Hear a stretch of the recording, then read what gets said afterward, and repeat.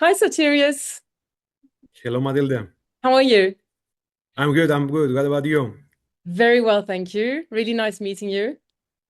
Nice meeting you too. Thank you very much for taking part in this webinar today. It's really a delight to speak with you, especially with your background. This is going to be super interesting. Just to start a little bit, could you tell us a little bit about yourself, what you do, please? Sure, of course. Currently, I'm working in Mercuria since last January. I'm a team leader of metals and minerals operation, focusing mainly on bauxite, alumina, and concentrates cargoes. So we're moving material, as you can imagine, all over the world via different means of transportation, via containers vessels, dry bulk vessels, railways, or even via trucks, depending on the region, on the flows, on the demands, on the availability of different transportation means. So as you can imagine, it's a role that requires a lot of attention to detail, a lot of hours of work in order to ensure that everything is in place before the start of the operations. Uh, we are expanding a lot our business, I would say, during the last 2 years. We are trying to get significant market share. We have done so quite successfully. And, we're trying to perform as efficiently as possible during these market conditions that are varying and a lot of challenging sometimes. Thank you very much.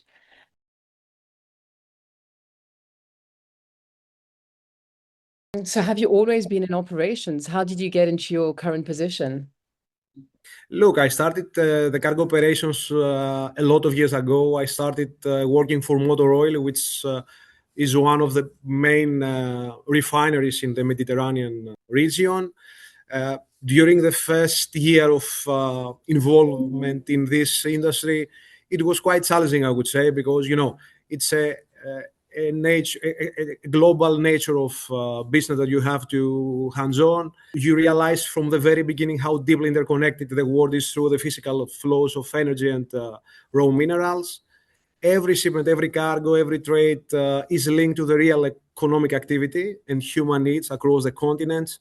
So over time, it's quite inspiring to understand the complexity and the challenge dealing with logistics, geopolitics, market volatility, delays of vessels, of shipment schedules, and the need to make quick, informed decisions and working quite efficiently under pressure. So it's an industry that it pushes you to think strategically but operationally at the same time if you are working as a cargo operator, right? For sure, we do work in a fast-paced industry, for sure. Yeah.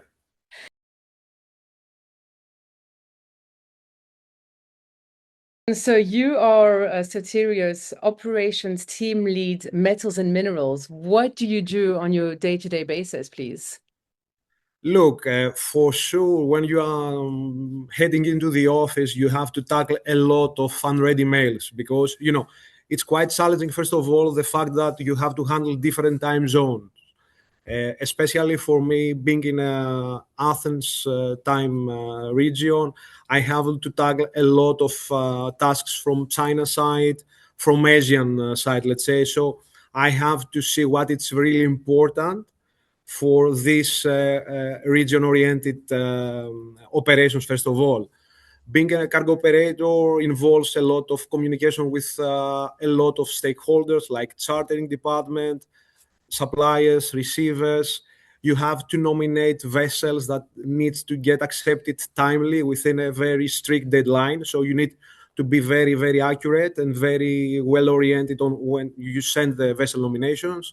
You need to communicate effectively with a lot of different departments internally, like trade finance, to get a letter of credit issued within the deadlines.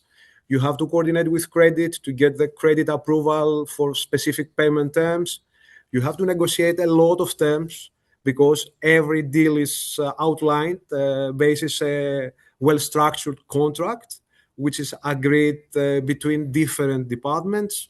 So it's a role that involves a lot of communication, a lot of action, a lot of decision making. So it's not a back office role that maybe some industry players consider that it is. It's a very, very communicative role that requires from you the very good attention in order to be able, to succeed and being able to tackle all different tasks that are arising during the day.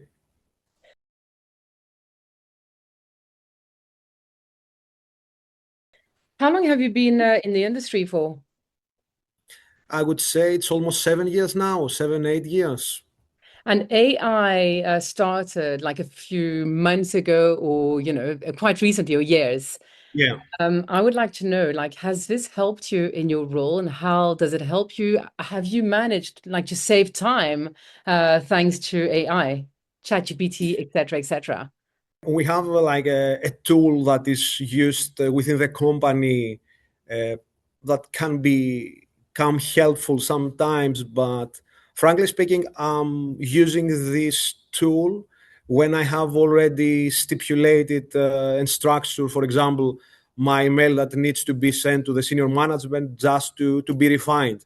But I have seen a lot of people using this tool on a regular basis, and sometimes it can be tricky as well because it cannot help people to structure their answers, their way of thinking, basis the technicalities of the job. So I would say it can be used well, but using the critical thinking of the individual that is using that. So yeah, I have saved time, for example, by checking some bill of ladings, comparing versus the bill of lading instructions I have received. So a lot of details that can be checked much faster. Yes, it's a very nice tool, but I would say it should be used constructively, because I believe that human being is very important to succeed in this industry, right? I couldn't agree more.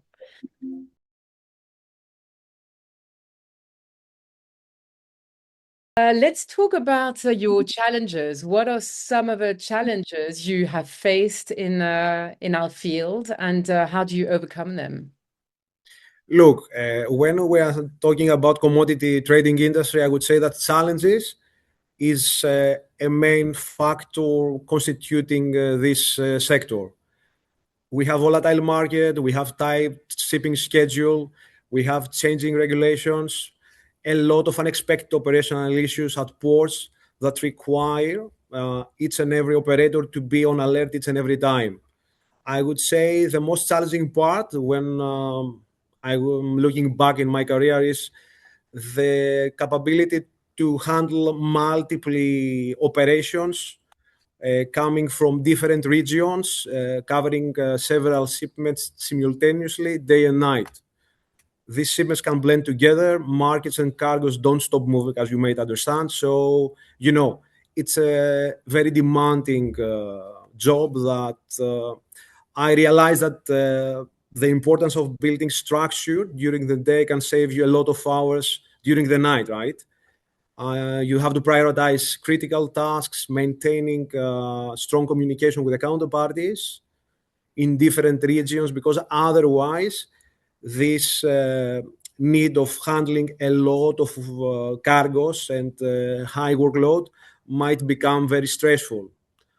Another challenge also is the fact that you receive, as a cargo operator, a lot of requests from different shareholders, from charterers, from traders who are very demanding, from customers that require certain things now. So you have to remain calm, don't become, stressful. You have to build trust with the counterparts you're coordinating with, and in the end, to be more proactive than reactive. I would summarize that covering a lot of different regions across the different requests coming from different stakeholders are the main two challenges that every cargo operator at some point will certainly handle. Yeah, I completely agree with this. And so you've been handling quite a few products, and now more recently, like metals and minerals.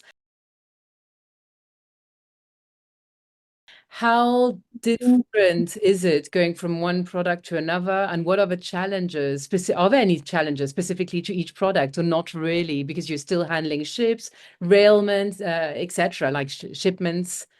When you someone has to handle commodities, the principle is more or less the same, right?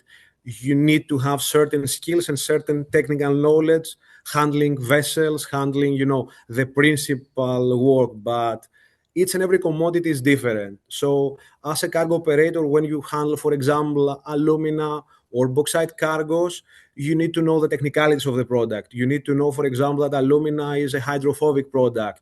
It's important to load, for example, this material when the weather is sunny and when it's not raining, because otherwise it will destroy its whole nature.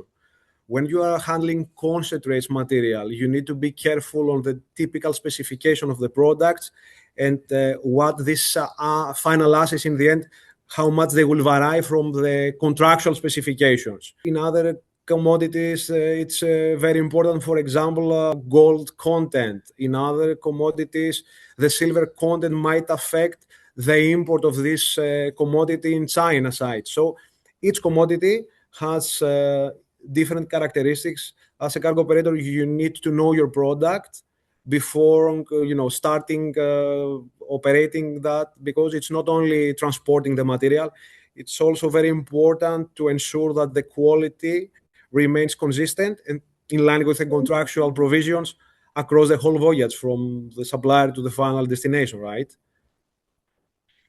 Thank you very much.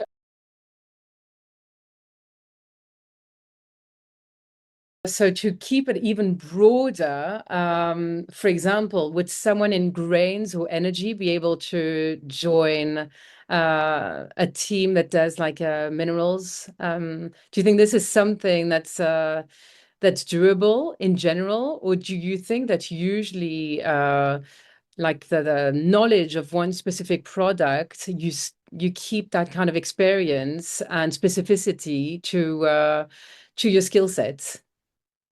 I would say that it's very, very doable for someone handling one product to jump into another product. For example, from my career perspective, I started handling crude oil operations in motor oil, and then I moved to the metals and minerals industry handling alumina and concentrates cargoes. So, I would say it's very doable, but someone needs to show specific level of flexibility, to read a lot, to ask a lot of questions, being able to listen to the senior colleagues, and then certainly the professional can succeed to another commodity for sure. It's not like rocket science in the end, right? It's handling commodities, different commodities, but the principle is the same, right? So I would certainly say yes, it's doable.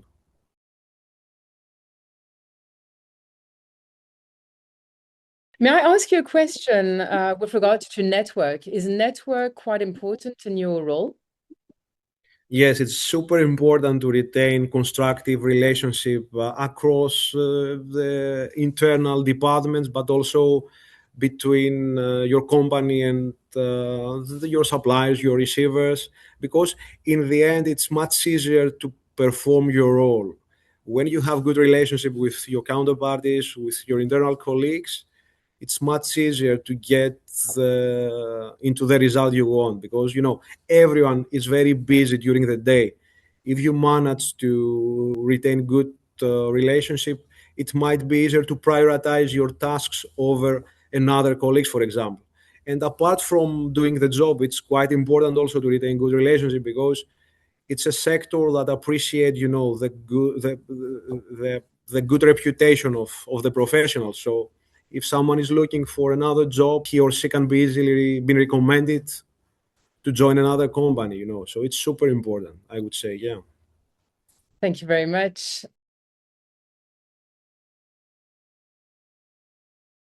And I have one last question. What advice Sure. would you give to yourself at the age of 18? I would certainly say to have started working in this industry at this age, right? I actually entered the commodities industry a little bit older. if I knew how overwhelming and exciting this industry would be, certainly I would advise every new joiner to to start as early as possible, because he or she will realize very fast how exciting this industry can be. It takes time, of course, to understand all the moving parts and to grow the confidence to make decisions on yourself. But at the same time, by being patient, by listening carefully to more experienced colleagues, you can easily realize that the result can be achieved very quickly, because it's a very fast-paced environment, very well rewarding for the good professionals. So staying curious, humble, adaptable, I would say, what builds a long-term career in these sectors. And this is what I would like to hear from someone when I would be at the age of 20-year-old. Would you say like hardworking as well? Certainly, if Like, you're not a hardworking person, you cannot succeed in this industry. It's not for everyone, right? It's for those who would like to perform the extra mile, because it requires a lot of hours of working to understand the business, to manage the different requests, to manage the different time zones, to tackle the challenges arising, for example, from requests from the commercial side, from your direct manager, from your counterparty. So if you're not hardworking, if you are not able to prepare during this challenging situation, you will not be able to succeed, because you will feel tired very easily. So certainly, hardworking, I would say, is the best skill that someone should have in order to survive. exactly how I feel as well. Yeah, and it is true, but it's a rewarding industry. It's a fast-paced industry. We never get bored. There are things changing all the time, geopolitics, but also, just in general. It's an international industry as well. So we get to speak to people from all over the world, including you from Greece today. Thank you very much. Thank you And so much. yeah, no, exciting. Well, thank you ever so much for your time today. And I wish you a wonderful day. Thank you so much. Have a nice day too, Matilda. Thank Nice you. speaking to you Bye-bye. today. Bye Bye. bye.